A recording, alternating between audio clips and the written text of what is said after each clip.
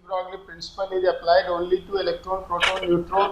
फिर कौन माइक खोला अपना? माइक बंद रखो।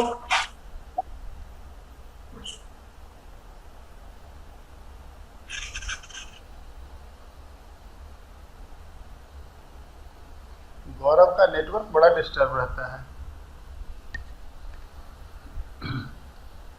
तो de Broglie principle is not applicable to larger object, क्योंकि लार्जर ऑब्जेक्ट में वेवलेंथ नहीं बच्चे, बोर्ड पे आपको नहीं लिखना है।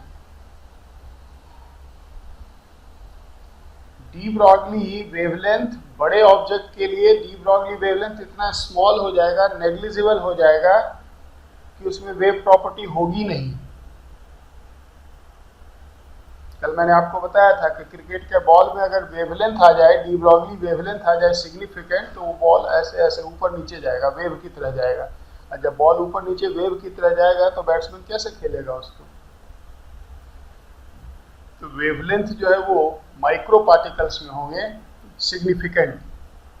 बड़े पार्टिकल में वेवलेंथ जो है वो इतने कम होंगे कि उसको हम ऑब्जर्व नहीं कर सकते। ठीक है, तो एक और थ्योरी उसी के कॉन्टिन्यूएशन में आज है, उसको करेंगे और उसके बाद क्वांटम नंबर से स्टार्ट करेंगे। वो थोड़ा आसान भी होगा और इंटरेस्टिंग भी होगा।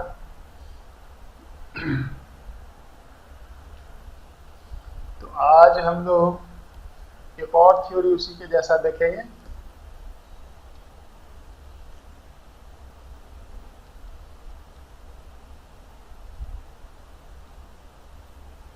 हाइजेनबर्ग्स एटॉमिक स्ट्रक्चर का ही पार्ट है ये। हाइजेनबर्ग्स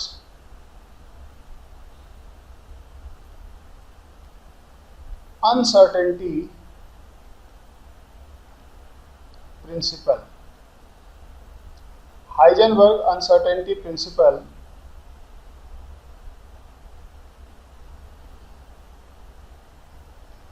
लेसन नंबर कौन सा है बच्चे? ये लेसन है एटॉमिक स्ट्रक्चर।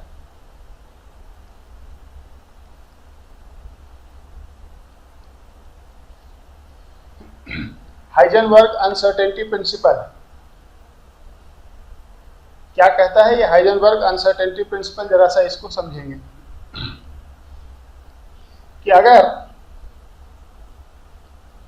किसी एटम के अंदर कोई एक इलेक्ट्रॉन है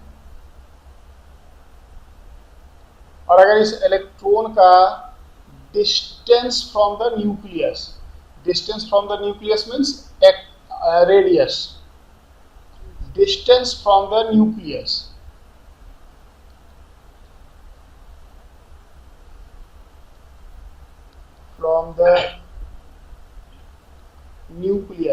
इसको अब हम बोलेंगे अभी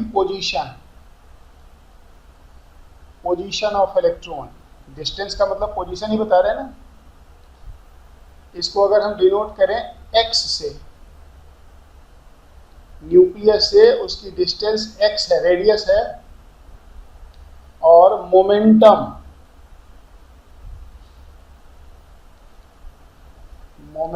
ऑफ इलेक्ट्रॉन, मोमेंटम को p से डिनोट करते हैं, जो कि मास इनटू वेलोसिटी होगा। ध्यान से सुनना क्या कहता है ये de Broglie principle. De Broglie principle कहता है कि किसी एटम के अंदर किसी इलेक्ट्रॉन का पोजीशन एंड मोमेंटम एक ही एक्सपेरिमेंट में साइमल्टेनियसली एंड एक्यूरेटली मेजर नहीं कर सकते। फिर से सुनो, इस एटम के अंदर इस इलेक्ट्रॉन का पोजीशन एंड मोमेंटम को मालूम करने के लिए कोई एक्सपेरिमेंट करते हैं हम। अब देखो, एटम तो इनविजिबल है, दुनिया में अभी तक साइंस इतना डेवलप नहीं हुआ है कि एक सिंगल एटम को देख सके। तो एटम पे जो भी एक्सपेरिमेंट होता है उससे हम थ्योरेटिकली कैलकुलेट करते हैं। एक्सपेरिमेंट करके कुछ ऑब्जर्व करते हैं, उस ऑब्जर्वेशन के बेसिस पे हम थ्योरेटिकली कैलकुलेट करते हैं कि ये रेडियस होगा, ये स्पीड होगा, ये मोमेंटम होगा। तो अगर इस एटम पे कोई एक्सपेरिमेंट करें to measure position and momentum, तो हाइजेनबर्ग प्रिंसिपल कहता है कि एक ही एक्सपेरिमेंट में अगर दोनों को मेजर करते हो, एक ही एक्सपेरिमेंट में अगर दोनों को मेजर करते हो, तो दोनों एक्यूरेट नहीं हो सकता साथ साथ। Both can not be accurate simultaneously in one single experiment.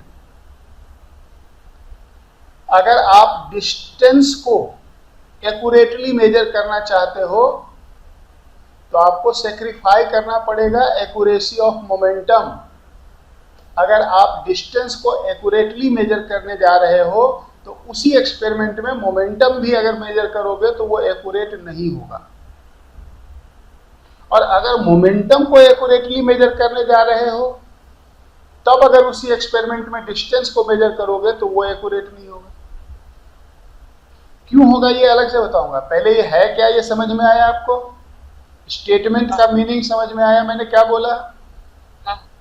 Heisenberg uncertainty principal कहता है कि in a single experiment both position and momentum of electron cannot be determined simultaneously and accurately. If accuracy in one of the measurement is increased, अगर हम experiment को adjust करके एक चीज को एक्यूरेटली मेजर करें, if accuracy in one of the measurement is increased, inaccuracy, uncertainty in other measurement increases simultaneously. एक को जितना एक्यूरेसी के पास ले जाओगे दूसरा उतना ही इनएक्यूरेट होते जाएगा। एक को जितना सर्टेन करोगे दूसरा उतना ही अनसर्टेन होते जाएगा। यही है हाइजेनबर्ग की अनसर्टेनिटी प्रिंसिपल। अगर आप समझ गए तो इसको हम लिखते हैं पहले जरा, हाइजेनबर्ग अनसर्टेनिटी प्रिंसिपल को। क्या कहता है ये? Both position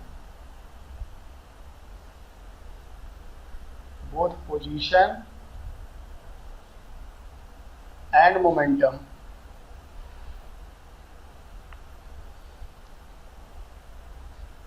of electron cannot be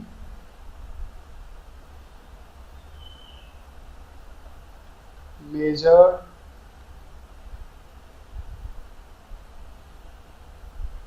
simultaneously and accurately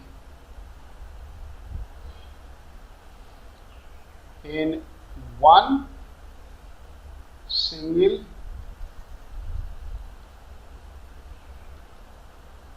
experiment.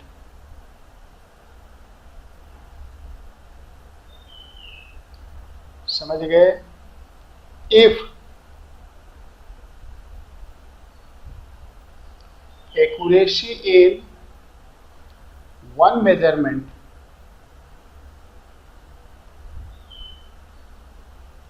वो मेजरमेंट पोजीशन या मोमेंटम में से कोई भी हो सकता है, accuracy in one measurement is increased, uncertainty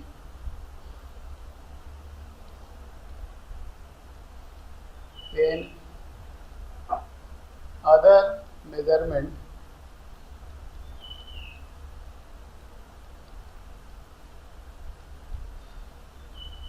increases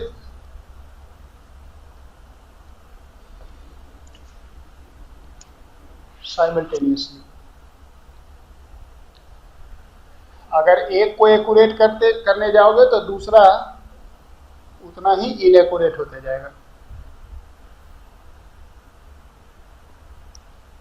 Heisenberg uncertainty principal कहता है कि both position and momentum of electron can not be measured simultaneously and accurately in one single experiment. If accuracy in one measurement is increased, inaccuracy, uncertainty in other measurement increases. Simultaneously. अब suppose करो कि electron है यहां पे जहां भी हमने दिखा रखा है, और मेजरमेंट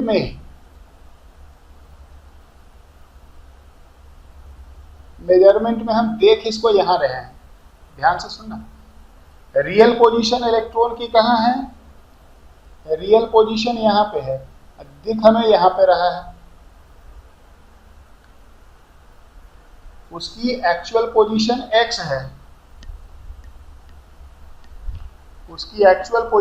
x है, और वो ये देखो, ये वाला डिस्टेंस जो है ना बच्चे, इसको डेल्टा x से डिनोट करते हैं।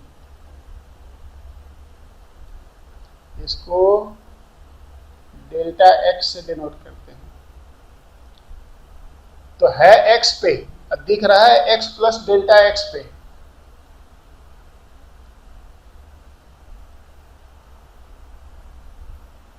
एक्चुअल पोजीशन x है,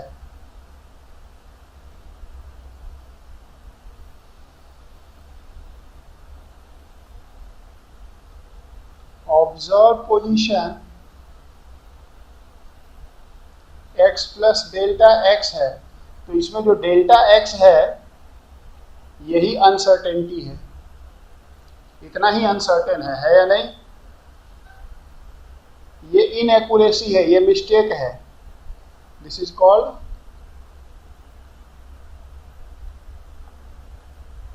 अनसर्टेनिटी इन पोजीशन।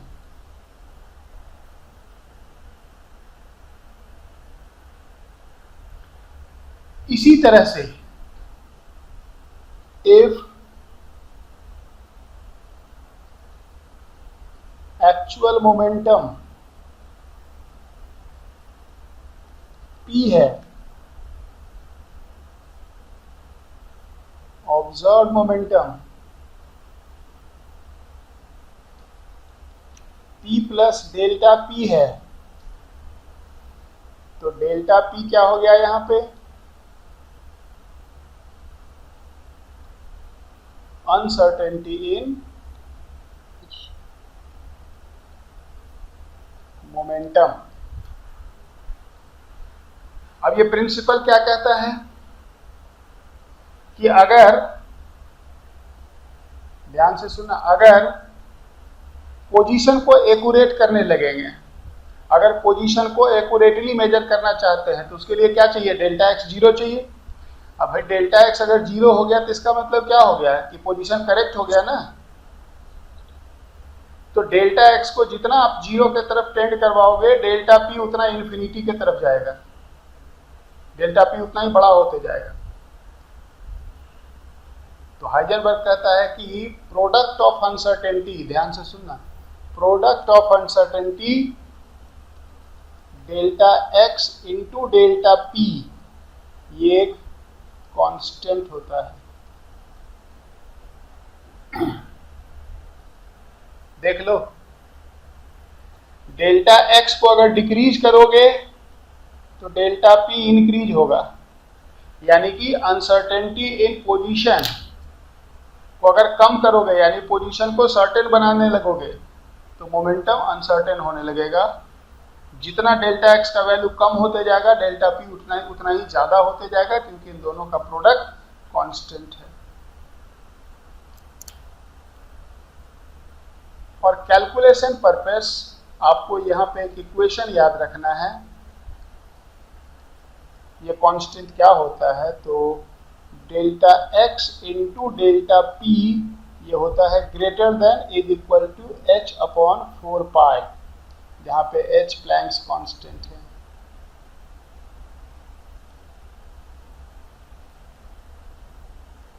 और इस इक्वेशन को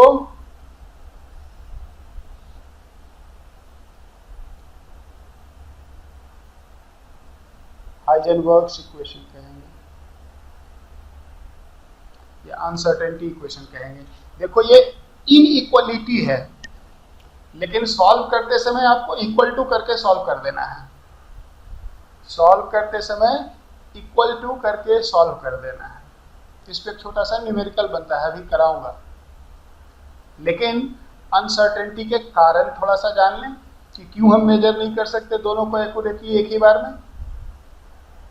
दोनों को एक ही बार में हम क्यों एक्यूरेटली मेजर नहीं कर सकते, तो जरा सा अब कारण सुनेंगे। रीजंस फॉर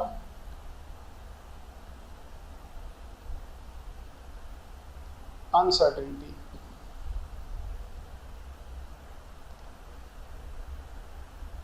ध्यान से सुनना। यहां पे इलेक्ट्रॉन है जिसकी डिस्टेंस मान लो x है। हम इलेक्ट्रॉन की पोजीशन को जानना चाहते हैं, तो आपको पता है कि एटम इतना छोटा होता है, बात नहीं, एटम इतना छोटा होता है कि एटम के अंदर हम घुस के कोई स्केल लेके तो मालूम कर नहीं सकते हैं। इस पे एक्सपेरिमेंट कुछ किया जाएगा और उसमें से कुछ ऑब्जर्वेशन होगा, उससे कुछ कैलकुलेशन किया जाएगा। एटम पे, मॉलिक्यूल पे, इलेक्ट्रॉन पे, प्रोटॉन पे जो भी एक्सपेरिमेंट किया जाता है बच्चे, वो लाइट का एक्सपेरिमेंट किया जाता है, ऑप्टिक्स का एक्सपेरिमेंट किया जाता है। इसके ऊपर लाइट डाली जाएगी और उस लाइट की प्रॉपर्टी को स्क्रीन पे स्टडी करेंगे और उससे कैलकुलेशन, फॉर्मूला लगा के कैलकुलेशन किया जाएगा एक्स का। और ध्यान से सुनना, अभी पीछे हमने बोर्स एटॉमिक मॉडल पढ़ा था। अब बोर्स एटॉमिक मॉडल में हमने देखा था कि अगर इलेक्ट्रॉन को एनर्जी देते हैं तो ये जंप करके हायर ऑर्बिट में चला जाता है कि नहीं? चला जाता है कि नहीं? चला जाता है। तो लाइट तो हमने डाला था इलेक्ट्रॉन को देखने के लिए कि इलेक्ट्रॉन कहाँ है, लेकिन लाइट में क्या है? एनर्जी। और ये क्या कर सकता है? ये इलेक्ट्रॉन को जंप करवा सकता है कि नहीं?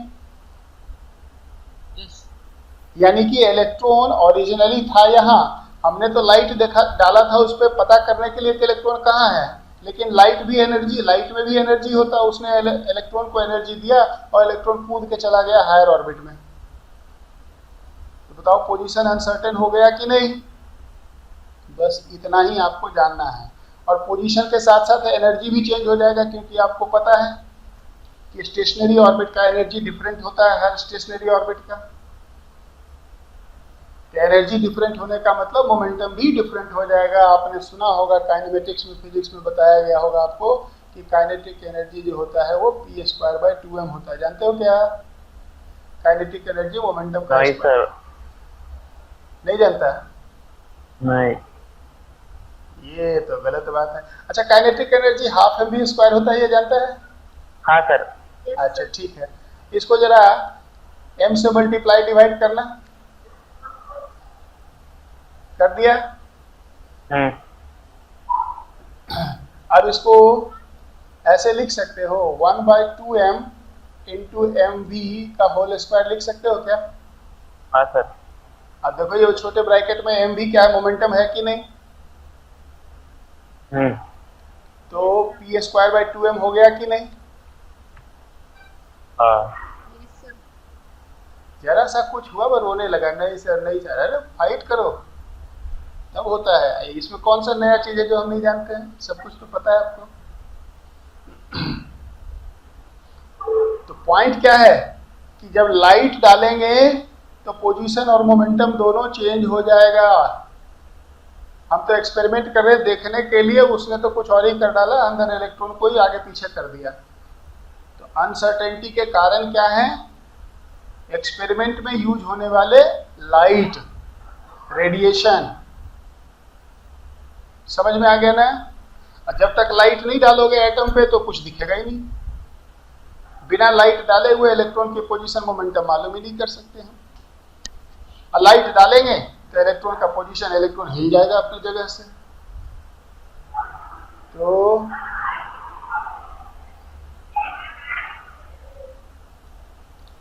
Uncertainty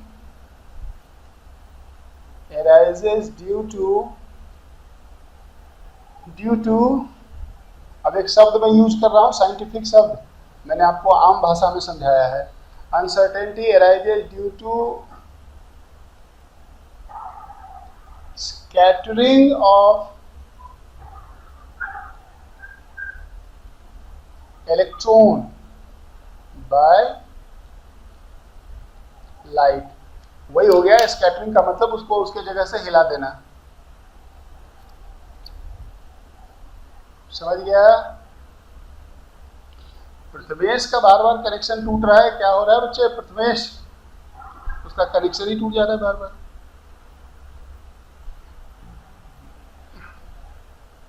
uncertainty arises due to scattering of electron. Electron scatter हो जाता है अपने जगह से। स्कैटरिंग अरे कौन है साउंड कर रहा है? बाबा अपना साउंड बंद रखो, जिस समय बात करना है उसी समय चलाओ ना। पीछे से घर का पूरा आवाज आ रहा है, कहीं किसी का प्रेशर कुकर बज रहा है घर में, तो किसी का टीवी चल रहा है। Uncertainty arises due to scattering of electron by light. तो अब आखिरी बात एक सुन लो, उसके बाद एक छोटा सा न्यूमेरिकल करके इसको क्लोज करेंगे और उसके बाद फिर क्वांटम नंबर शुरू करेंगे। तो अगर हम चाहते हैं किसी एक्सपेरिमेंट में पोजीशन सर्टेन हो, सुन रहे हो, for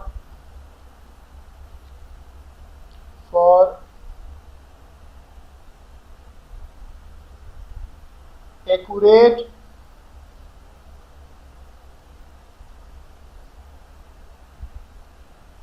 measurement of position, light of shorter wavelength, light of shorter wavelength is required। ध्यान से सुनना। शॉर्टर वेवलेंथ का लाइट का मतलब क्या हुआ? Shorter wavelength is inversely proportional to energy. Shorter, जितना वेवलेंथ ऑफ लाइट जितना कम होगा, लाइट उतना ही तेज होगा। लाइट अगर तेज होगा तो आम भाषा में हम कह सकते हैं ना कि इलेक्ट्रॉन दिखेगा साफ साफ। लग रहा है टॉर्च जला रहे हो, बिल्कुल हाई फ्रीक्वेंसी वाला। तो अगर पोजीशन को एक्यूरेटली मेजर करना चाहते हो तो उसके लिए क्या चाहिए? हमें शॉर्टर वेवलेंथ का लाइट यूज करना होगा, हाई एनर्जी वाला लाइट यूज करना होगा। लेकिन उसमें क्या होगा? इलेक्ट्रॉन का एनर्जी काफी चेंज हो जाएगा, मोमेंटम काफी चेंज हो जाएगा, मोमेंटम काफी अनसर्टेन हो जाएगा। उसी में मोमेंटम मेजर करोगे तो बिल्कुल गलत आएगा। Light of shorter wavelength is required.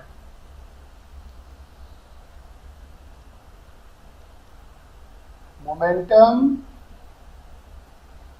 measured in this experiment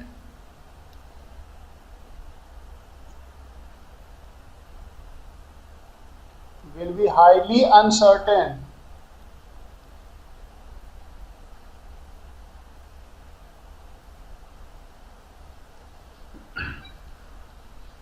तो अगर मोमेंटम एक्यूरेटली मेजर करना चाहते हो तो light of longer wavelength use करेंगे, तो उसमें मोमेंटम सर्टेन हो जाएगा, लेकिन फिर पोजीशन नहीं सर्टेन होगा, दिखेगा नहीं ठीक ठीक इलेक्ट्रॉन कहाँ है। If light of longer wavelength is used, momentum will become certain।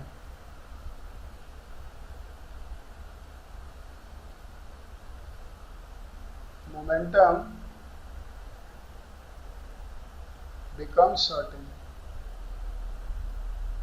but position becomes uncertain। बस इतनी सी बात। अब इस पे एक छोटा सा न्यूमेरिकल करके देख लो, एक स्मॉल न्यूमेरिकल इस पे सॉल्व कर लो।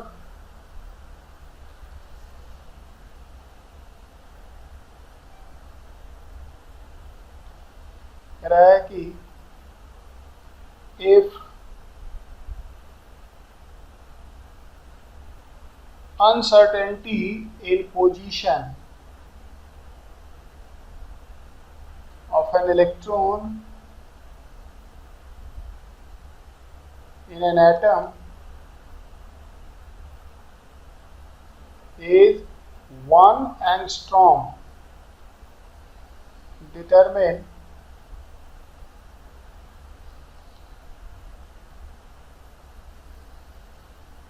uncertainty in momentum.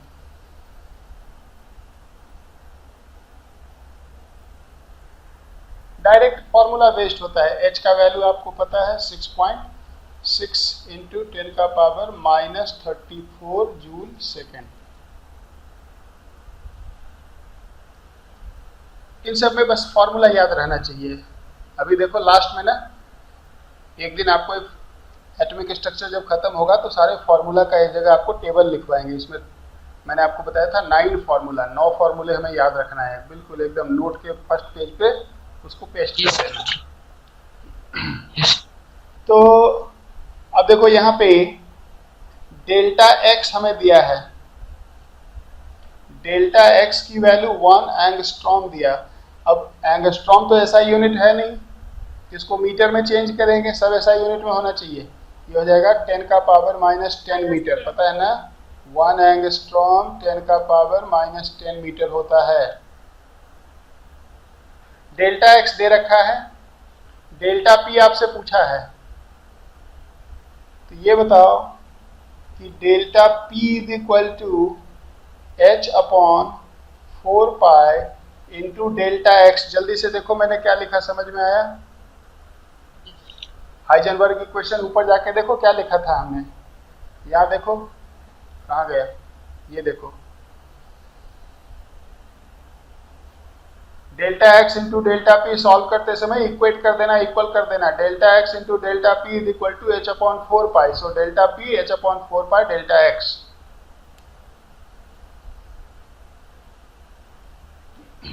सब्स्टिट्यूट करें यहाँ पे वैल्यू 6.6 इंटू 10 का power -34 divided by 4 into pi का वैल्यू 3.14 इंटू डेल्टा एक्स 10 का पावर -10।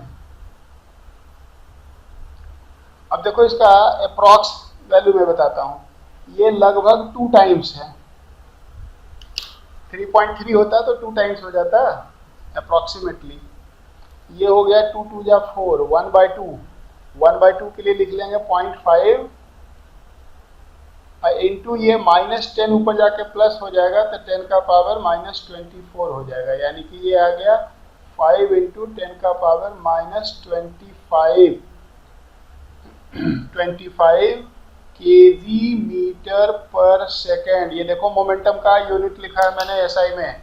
मोमेंटम क्या होता है? मास इंटू वेलोसिटी, मास केजी, वेलोसिटी मीटर पर सेकेंड, तो यूनिट क्या होगा? केजी मीटर पर सेकेंड। समझ गया ना? ठीक है, तो ये था हाइजेनबर्ग अनसर्टेनिटी प्रिंसिपल। इस पर कुछ और क्वेश्चंस आपके डीपीपी में मैंने दे रखे हैं, सब लोगों को मालूम होना चाहिए। आज मैंने आपके गूगल क्लासरूम पे एटॉमिक स्ट्रक्चर के सारे डीपीपी डाल दिए हैं, वहां से जाके आपको डीपीपी डाउनलोड करके उसको अटेम्प्ट करना शुरू कर देना है। जो लोग नए हैं, जो लोग नए हैं जरा वो सुन लें। Yes sir.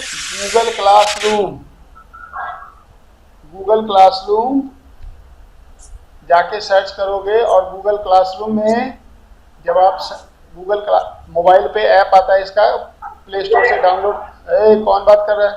प्ले स्टोर से डाउनलोड कर लेंगे गूगल क्लासरूम, और गूगल क्लासरूम में जाओगे तो यहाँ पे ऐसे राइट साइड में प्लस का साइन आएगा। प्लस का साइन को जब क्लिक करोगे तो उसमें 2 ऑप्शन आएगा, क्रिएट क्लास, ज्वाइन क्लास। आपको क्या करना है? Join class.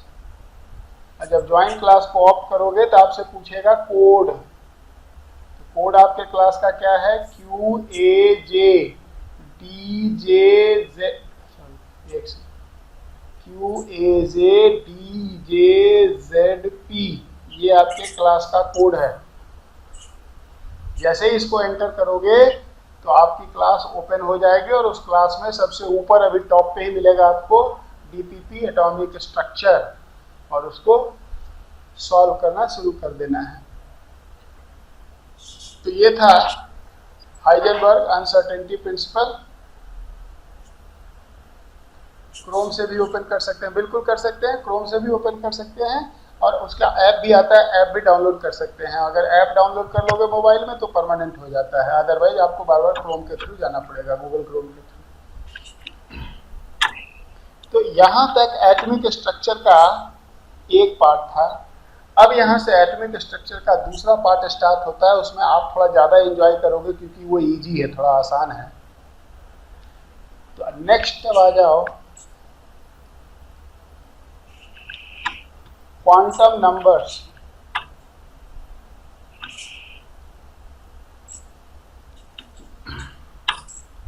अब यहाँ से थोड़ी एटॉमिक स्ट्रक्चर की कुछ अलग बातें, और ये ज़्यादा केमिस्ट्री फोकस्ड बातें हैं, केमिस्ट्री सेंटर्ड बातें हैं। अभी जो पीछे बात चल रही थी उसमें थोड़ा थोड़ा फिजिक्स भी लग रहा था, ये प्योर केमिस्ट्री से रिलेटेड बात है, quantum numbers.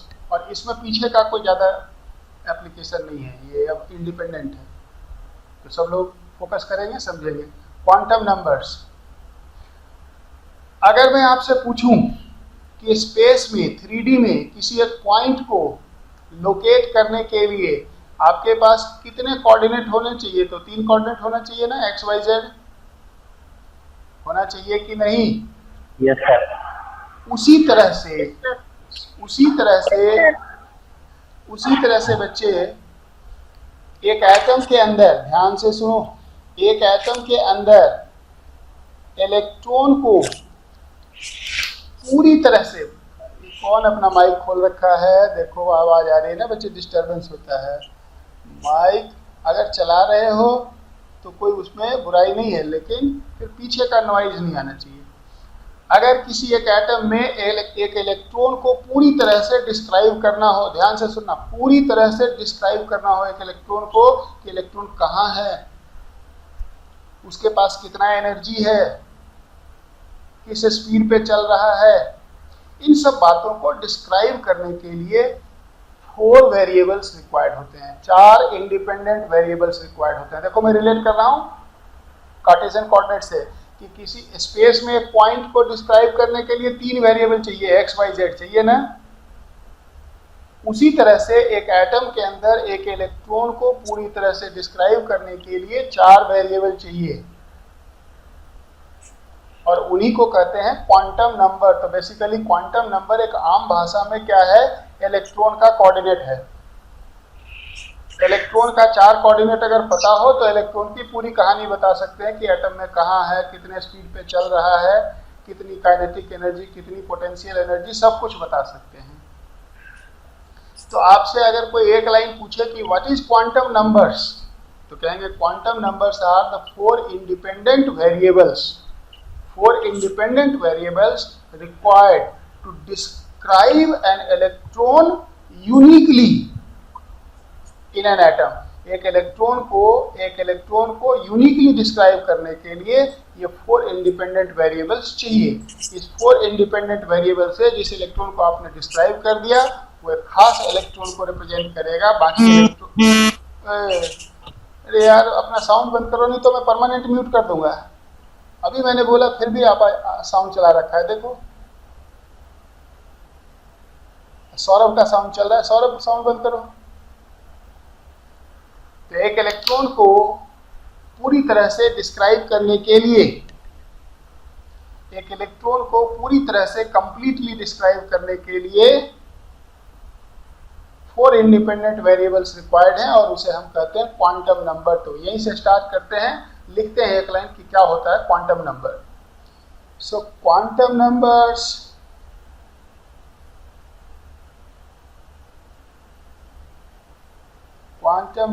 Are the 4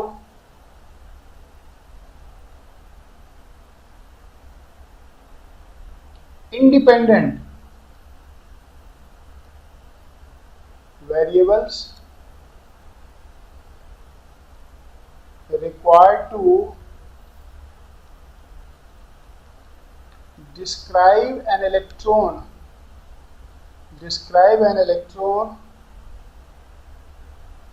completely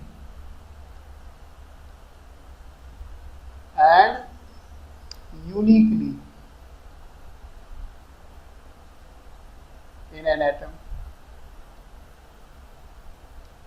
Quantum numbers are the 4 independent variables required to describe an electron completely, पूरी तरह से, and uniquely, यानी कि यही 4 क्वांटम नंबर दूसरे इलेक्ट्रॉन का नहीं हो सकता, ये एक खास एक ही इलेक्ट्रॉन का होगा, दूसरे के लिए अलग 4 कोऑर्डिनेट होंगे.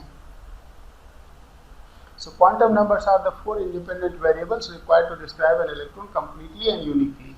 अब इन 4 क्वांटम नंबर्स को एक एक करके देखेंगे और उसके प्रॉपर्टीज को देखेंगे और फिर उसके बाद उसका एप्लीकेशन पे चलेंगे बच्चे. तो एक एक करके इस 4 क्वांटम नंबर्स को अब देखना शुरू करो. सबसे पहले और सबसे इंपॉर्टेंट आता है principal quantum number.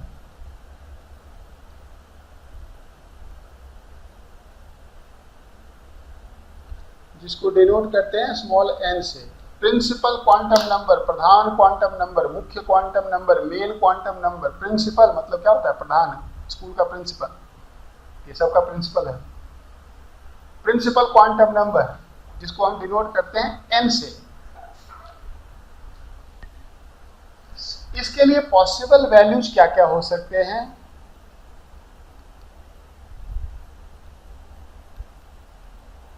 Possible values of n are 1, 2, 3, 4 up to infinity. ये कुछ और नहीं, ऑर्बिट नंबर है. ये ऑर्बिट नंबर है.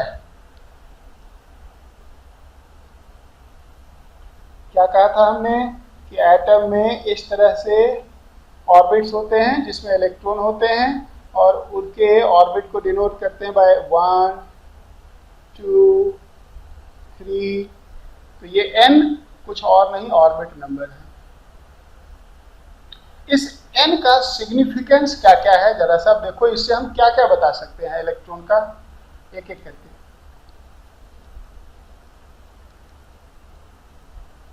सिग्निफिकेंस ऑफ n, ये इलेक्ट्रॉन के कौन कौन सी प्रॉपर्टी को बताता है? सबसे पहले it determine orbit number. ये ऑर्बिट नंबर बताएगा. n is equal to 1, 2, 3, 4, 5. ये क्या बताएगा? First orbit, first, second, third, fourth, 5th orbit. इन ऑर्बिट्स को सेल भी कहा जाता है और इसको एक और तरीके से भी डिनोट करते हैं बच्चे. इसको K, L, M, N, O, shell. Orbits को सेल भी कहा जाता है.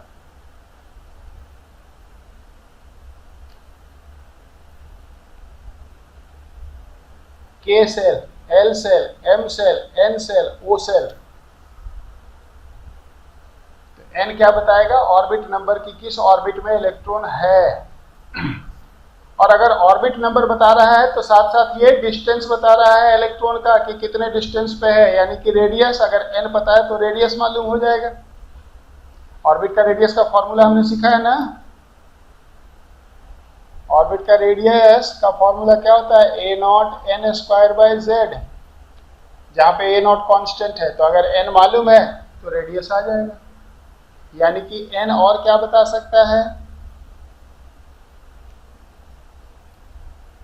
n और क्या बताएगा बच्चे?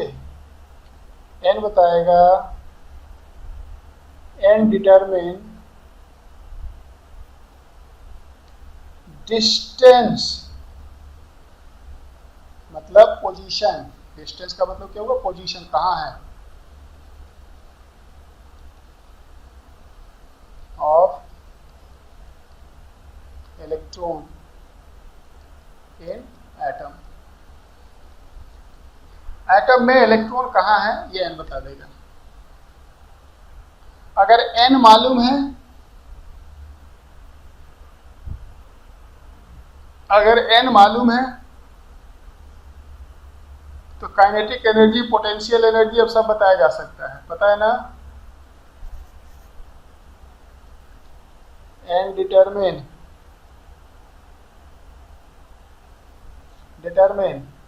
Kinetic energy, potential energy and total energy of electron. और साथ में क्या बताता है, एंगुलर मोमेंटम।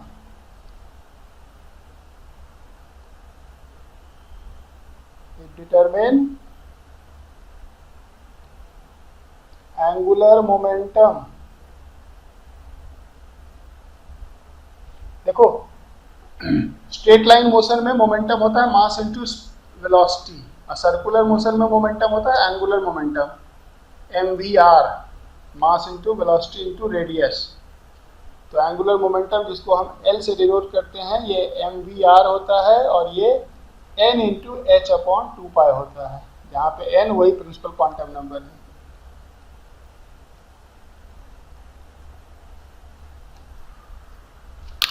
h कांस्टेंट है, पाई कांस्टेंट है, यानी कि n अगर पता हो, ऑर्बिट नंबर पता हो, तो हम एंगुलर मोमेंटम बता सकते हैं। तो चार चीज इसने बताया, ऑर्बिट नंबर बताया, डिस्टेंस बताया, डिफरेंट टाइप ऑफ एनर्जी बताया, और एंगुलर मोमेंटम बताया। समझ गया ना, प्रिंसिपल क्वांटम नंबर ये चार चीजें बताएगा। अब आ जाओ दूसरा। L is equal to, फिर से पढ़िए जरा। हाँ बोलो। L is equal to MVR NH/2π। MVR MV ना, V फॉर विक्ट्री, ठीक है ना। अब आ जाओ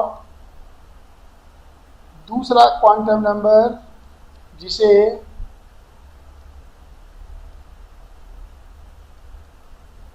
एजीम्यूथल क्वांटम नंबर कहते हैं। एजीम्यूथल क्वांटम नंबर, इसके कई नाम हैं, ये सबसे कॉमन है। इसे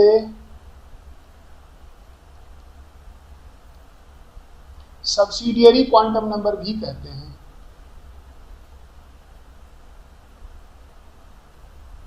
और इसे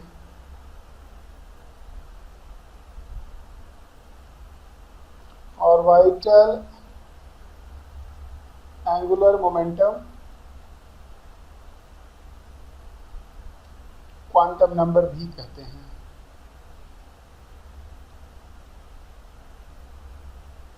orbital angular momentum quantum number, ये जो टर्म है orbital angular momentum quantum number, यही असल में इसका ऑफिशियल नाम है IUPAC के हिसाब से, लेकिन ये इतना बड़ा है कि बार लोग यूज कम ही करते हैं, यूज ज़्यादा यही करते हैं, और एजीम्यूथल क्वांटम नंबर, बट इसका ऑफिशियल नाम orbital angular momentum quantum number है।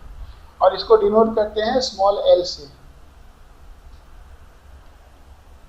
It is denoted by the small letter l। Possible value इसका क्या क्या हो सकता है, l के लिए वैल्यू क्या क्या रखा जाता है। Possible values of L 0, 1, 2, 3 up to n-1। देखो n का वैल्यू 0 नहीं होता है, n स्टार्ट होता है 1 से, 1 2 3 4 5, लेकिन एजीम्यूथल क्वांटम नंबर का वैल्यू 0 से स्टार्ट होता है और कहां तक जाता है, n-1 तक। जैसे अगर n इज इक्वल टू 1 लेते हो तो l का एक ही वैल्यू होगा केवल, क्या होगा, अरे बताओ होगा कि नहीं, n-1 तो 0 ही हो गया ना, और 0 से शुरू होकर 0 तक गया तो एक ही वैल्यू 0 ही हुआ ना। लेकिन अगर n का वैल्यू हम 2 ले लें तो l के लिए क्या क्या वैल्यू पॉसिबल होगा, 0 एंड 1। देखो n is equal to 2, 2 minus 1 1। l का हाईएस्ट वैल्यू क्या होगा, n माइनस 1, 0 से लेके वहां तक चले जाना है। अगर n इज इक्वल टू 3 हुआ तो l के लिए पॉसिबल वैल्यू क्या होगा, 0 1 2। अगर n इज इक्वल टू 4 हुआ तो l के लिए पॉसिबल वैल्यू क्या होगा, 0 1 2 3। होगा कि नहीं? अब इसका सिग्निफिकेंस देखो ये क्या क्या बताता है।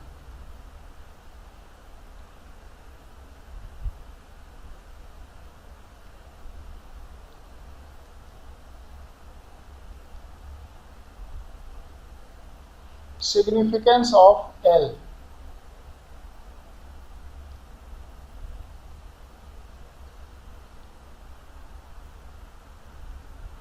सबसे जो इंपॉर्टेंट बात L बताता है वो है ऑर्बिटल्स के बारे में। सब सेल, सेल के अंदर सब सेल। इट डिटरमिन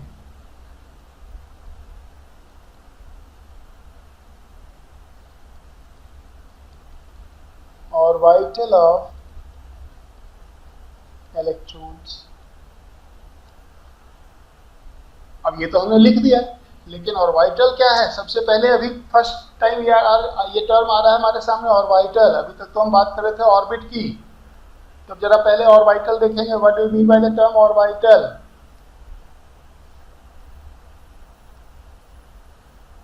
ध्यान से सुनना। बोर ने कहा कि इलेक्ट्रॉन सर्कुलर ऑर्बिट में चलता है, कहा ना? बोर ने कहा कि इलेक्ट्रॉन सर्कुलर ऑर्बिट में रिवॉल्व करता है, लेकिन जब आगे हायर स्टडी हुआ तो पता चला कि नहीं, ये बात सही नहीं है। इलेक्ट्रॉन कई डिफरेंट पाथ पे चल रहे होते हैं। एक एटम के अंदर अगर कई इलेक्ट्रॉन है तो सब सर्कुलर पाथ में ही नहीं चल रहे होते हैं। कुछ इलेक्ट्रॉन सर्कुलर पाथ में चल रहे होते हैं और कुछ इलेक्ट्रॉन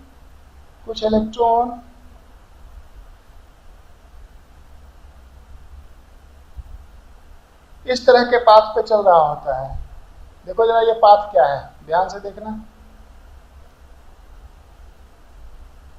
समझा क्या? इंफिनिटी लूप जैसा है। अभी बताता हूँ। ये देखो ऐसे इलेक्ट्रॉन ऐसे चला, ऐसे ऐसे ऐसे ऐसे चल रहा है। समझा क्या? ऐसे चल रहा है। दिख रहा है मेरा पेज? जी हाँ। यस।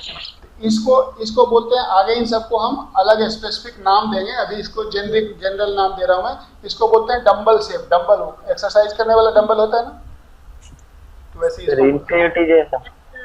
Infinity vertical.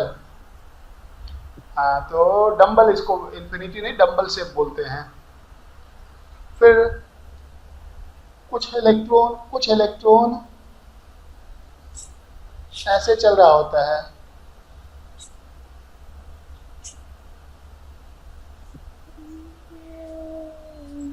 ये देखो डबल डंबल।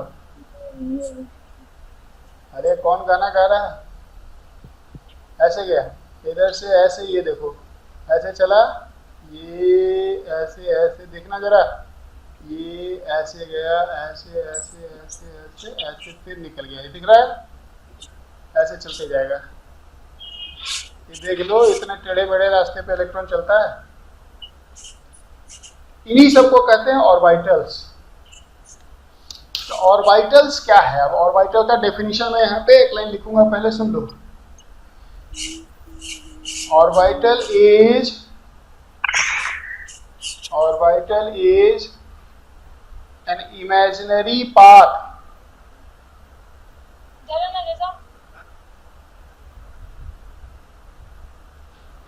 बात नहीं, सब आपस में लगा रहता है। अब मैं म्यूट कर दूंगा सबको, लेकिन मेरी आदत नहीं है बच्चों को चुप कराना। मैं चाहता हूँ कि बच्चे बोलें, लेकिन ज़्यादा नहीं, जरूरत पर। तो ऑर्बिटल क्या है? Orbital is an imaginary path. Orbital is imaginary path on which electron revolve moves. वो इमेजिनरी पाथ जिस पे इलेक्ट्रॉन मूव करता है। कुछ सर्कुलर है, कुछ डंबल है, कुछ डबल डंबल है। अब इसका साइंटिफिक डेफिनेशन में एक बार बोल रहा हूँ, फिर लिखूंगा। Orbital is an imaginary space in an atom where the probability of finding electron is more. ये वो पाथ है जहां पे इलेक्ट्रॉन के होने के चांस है। जो बीच में खाली जगह है वहां तो नहीं होता ना इलेक्ट्रॉन, ये सब जगह पे नहीं होता ना इलेक्ट्रॉन, इन सब जगहों पे नहीं होता। जो हमने ग्रीन कलर का रास्ता दिखाया है पाथ उसी पे होता। तो कहते हैं कि orbital is an imaginary space where the probability of finding electron is maximum. समझ गए? लिखूं डेफिनेशन एक line.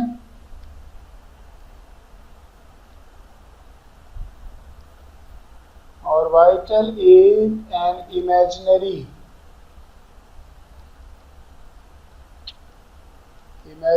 space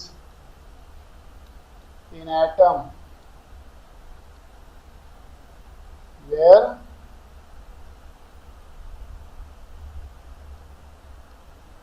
probability of finding है। तो जोर से एक बार गा ही दो ना तो सब लोग सुन लेंगे। धीरे धीरे गुनगुनाता है कोई, फिर चुप हो जाता है एक लाइन गा के। प्रोबेबिलिटी ऑफ, जोर से गाओ। कौन गाता है? किसकी आवाज अच्छी है? लगता है विशाल गाता है बार बार। नहीं सर, मजाक मत कीजिए। हाँ, विशाल का ही आवाज लग रहा है। नहीं सर, मैंने नहीं गाया। डबल डम्बल और वाइटर में इलेक्ट्रॉन टकरा नहीं जाता है, नहीं टकराता बेटा। और इलेक्ट्रॉन जो है वो वेव के जैसा बिहेव करता है। बाद में हम देखेंगे वो कोई बाइक नहीं है कि टकरा जाएगा। तो orbital is an imaginary space in atom where the probability of finding electron is maximum. अब L is equal to 0, L is equal to 1, L is equal to 2, L is equal to 3। ये L के different value different orbitals को represent करेंगे। L is equal to 0 तो एक खास तरह का ऑर्बिटल होगा, L is equal to 1 तो एक खास तरह का ऑर्बिटल होगा, L is equal to 2 एक खास तरह का ऑर्बिटल, 3 तो एक खास तरह का ऑर्बिटल होगा। और उन सब के नाम दिए जाते हैं। वो नाम देखो, आपने देखा जरूर होगा, पहले सुना होगा। L is equal to 0 को बोलते हैं s ऑर्बिटल। क्या बोलते हैं? s orbital. L is equal to 1 को क्या बोलते हैं? p orbital. L is equal to 2 को बोलते हैं d orbital. L is equal to 3 को बोलते हैं f ऑर्बिटल। आगे g h i j k भी होता है, पर प्रैक्टिकली वो सब ऑर्बिटल में अभी इलेक्ट्रॉन आया नहीं है। अभी practically s p d f 4 तरह के ऑर्बिटल में इलेक्ट्रॉन भरे जाते हैं। समझ गए? तो L इज इक्वल टू 0, 1, 2, 3 ये सब नंबर्स का करस्पॉन्डिंग नाम क्या है? S P D F orbital. ठीक है, तो आज इतना। कल यहीं से आगे सर आवाज नहीं आ रही। आवाज नहीं आ रही? आवाज तो जा रही है, आवाज तो पूरा टनाटन जा रहा है। तो आ रही है सर। आ रही है बेटा? हाँ देखो सर। तो कल यहीं से आगे हम कंटिन्यू करेंगे एस ऑर्बिटल। कल नहीं, कल संडे है, कल छुट्टी, हॉलीडे। परसों मंडे को। सर रिकॉर्डिंग भेज देना। हाँ, रिकॉर्डिंग इसका भेज दूंगा। तो हाँ, तो आगे मंडे को यहीं से आगे कंटिन्यू करेंगे। ठीक है ना? जी सर। चलो ठीक है, तो एंजॉय द वीकेंड। मिलते हैं मंडे को। Yes sir. Okay, bye sir. Bye बच्चे। Bye. Bye sir. Bye bye bye.